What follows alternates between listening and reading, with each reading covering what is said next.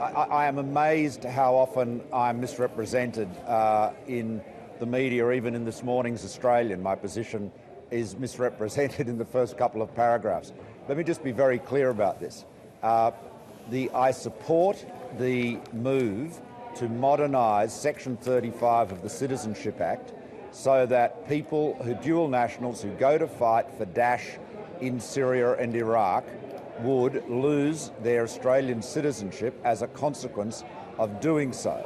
Now, currently, the law says that if an Australian citizen with dual nationality, as a citizen of another country, fights in the armed forces of a country at war with Australia, then his Australian citizenship ceases.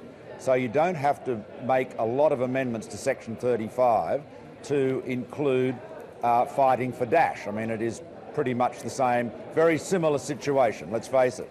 And so I was, I said this, I made this position very clear on the 3rd of June, on a doorstop on the 16th of June with David Spears, on the 17th of June with the ABC's Fran Kelly, and I'm amazed that I still read people saying that I'm at odds with the Prime Minister over that point. It's completely and utterly untrue, and I hope that taking the opportunity to restate something I've already said 3 times, now 4th time, will clear it up. But it is it's amazing how little attention is paid to what you actually say.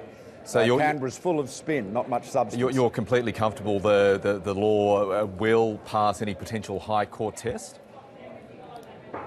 Yeah, look, the High Court issue, Michael, the constitutional issue is very simply this. Our Constitution, Chapter 3, says that judicial power of the Commonwealth is vested in the courts. And judicial power is defined to mean the resolution of disputes between citizens and the resolution of disputes between citizens and the state. That's how the courts have understood it. So clearly, if you have a minister in making a decision that somebody has been guilty of some criminal offence, and then cancelling their citizenship without any court conviction or court decision, then there is going to be a constitutional issue. Excuse me for interrupting. Isn't that what the bill's all about? Isn't that what the bill's all about? Giving the minister that discretion. Michael, the point though is that if I just go back to what I said about the virtue of Section 35 as it is currently framed, is that there is no ministerial discretion. The cessation of Australian citizenship happens automatically, and that is no doubt one of the reasons why it was drafted that way in 1948.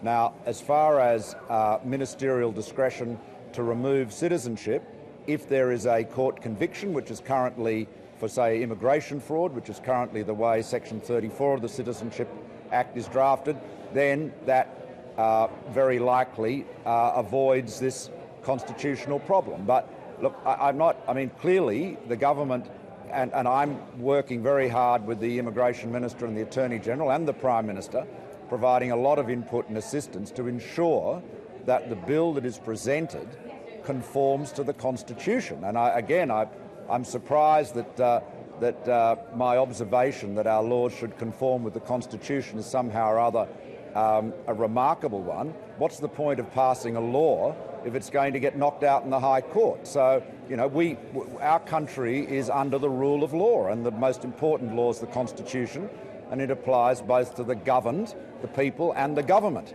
And so we have to make sure, to the best of our ability, that whatever laws we pass are consistent with the Constitution.